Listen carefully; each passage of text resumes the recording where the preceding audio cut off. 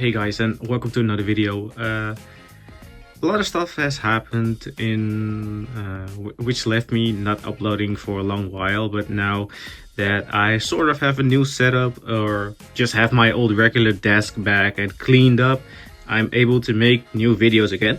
And I thought, if we're gonna start making videos again, let's start small. And while I'm not really sure if I can make reviews as I originally had planned to do, because I have a lot of figures lying around, because this Goku needs to be reviewed, and I have the new Gohan as well, and those are all figures that I plan to really review in due time. But for now, what I'm trying to show you guys is really what a matte finish looks on the amazing Yamaguchi figure.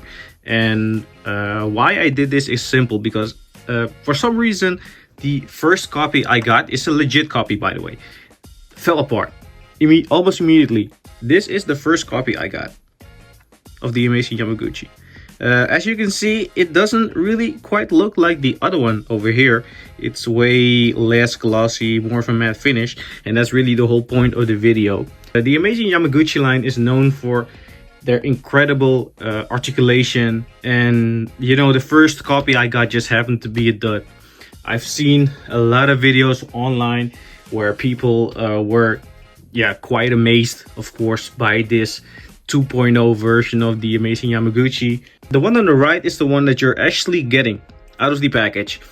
What I did with the one on the left, because it falls apart, I was like, okay, how can I salvage these figures and or this figure, and salvage its parts and use it or on other figures, perhaps, in terms of customization. Because sure, I like to collect, but I also like to innovate if that is possible. So I just threw a matte finish on the parts, as you can see here. What I really tried to do was actually make them ready to be customized with a Mafex figure. The third-party market and customization market has really expanded with the rise of 3D printers. What I really wanted to do in terms of customization is really, actually salvage the parts of the Yamaguchi, put on a matte finish, and put them on the Mafex. What I used is this, the Mr. Hobby Top Coat Flat Matte. I went outside, did it. In about 15 minutes, you see some results. And for the finished look, you really have to wait like 8 to 12 hours, or maybe even 24 hours for the final result to really kick in. For now, even with just the 15 or 30 minutes that I waited, it looks really good. So I'm gonna show you what it looks like when you apply the parts to a Mafex figure. So here we have both figures standing right next to each other. What you can see on the left is still the matte finished Mafex, the matte finished Yamaguchi, and on the right you can see the Mafex 185 with a custom head made by Muhammad on Instagram. I will make sure to mention him in the description section. What I tried to do is see if the hands and the head of the Yamaguchi would match up with the colors of the 185. As you can see already, the red doesn't really match up, and it will stand out somewhat, but the hands are still, they seem to match up quite well. So what I'm going to show you guys is exactly how it looks. Okay, so I tried to show it in the best way I could. As you can see on the left of the video there, I attached the hand of the amazing Yamaguchi to the Mafex body, and on the right is the original hand of the Mafex figure. And as we all know, if you collect like Mafex Spider-Man figures, then some of the proportions don't really add up, because originally the hand is actually too small. If you match them up to his head, that's really how you can tell. Then you can see that the hand is too small for his entire body.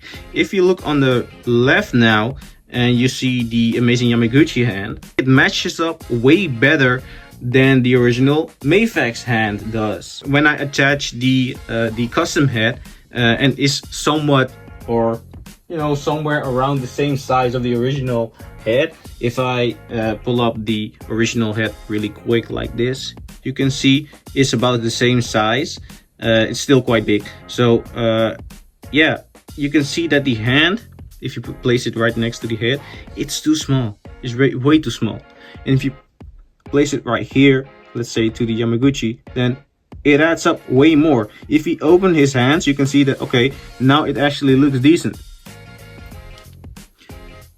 Okay, so I removed the spider web shooting hands and replaced them with the Yamaguchi ones, and as you can see, it just looks so much better now. It was quite a hassle to, you know, apply them because the pegs are somewhat the same but still a little bit different in terms of size.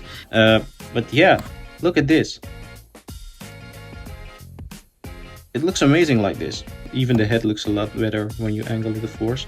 And for those still wondering, for okay, what's the difference then with the normal hands that Mafex delivers? It's fighting me. These are the hands that you originally get with the figure. You know, it really is more casual way of shooting a web. The Yamaguchi does it more stiff. You know, it's more bent out, which makes it really look like he's really extending the muscles in his hands. And you know, my preference, of course, is to the Yamaguchi one, and I have to say it really does match up quite well with the Mafex. Sure, the webbing is still quite different, and you notice that the webbing on the Yamaguchi hand is somewhat more indented in comparison to the Mafex, but it matches up quite well. Maybe I'm too close, but it matches up quite well. I really like it. I really like it. Another addition that I did was I placed the Yamaguchi feet on the Mafex. You can really see that the colors don't add up directly, at least not in this light, and the peg, it looks awkward. It's awkward. So what I'm planning to do is maybe even swap out the pegs and see if it matches up way better. When all is said and done, this is what you'll get. I swapped the pegs on the feet of the Mafex and inserted the Yamaguchi ones. It turns out they fit quite well, so I had no issues there. Whenever I tried to swap the pegs of the forearms, okay, it wasn't even swapping. I just inserted the Yamaguchi hand into the Mafex peg and it immediately just broke. Wasn't even moving it all that much, it just broke off. So yeah, I'm not even sure what to make of that, but I tried inserting the Yamaguchi peg into the Mafex forearm peg hole, but that is way too small. So what you see now is him just completely leaning on a hand that has a peg that doesn't fit. But if you somehow manage to just not break it off whenever you try it, then it should be fine. Sure, keep being cautious whenever you try to customize a figure. Pegs can break off and then you have to not buy new ones. You know, small setback, but I will buy different pegs for my Mafex, maybe even buy a bootleg Mafex figure and just insert the peg into this one, and then it will just be fixed, no problem. So everyone, thank you for watching, and I hope you somewhat learned a thing or two today with my endeavor into customization. As you can see, it looks quite good.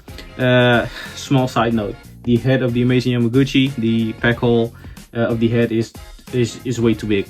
So if you try to attach it to the body, you can use different type of stuff. Try swapping pegs, or use blue tack to really have it stay the way it is. Faith is what keeping the figure together right now and keeping the head in this position. For me, I will obviously just be using the custom Todd McFarlane Spider-Man head because it looks way better to me. Sure, lots of other heads are from different eras, and I have different Mafex figures that have different heads, to different Spider-Man heads from different Spider-Man eras, and this one will obviously be on the body of that Mafex figure. Again, thanks guys, thanks for watching, and I hope to see you in another one. Peace.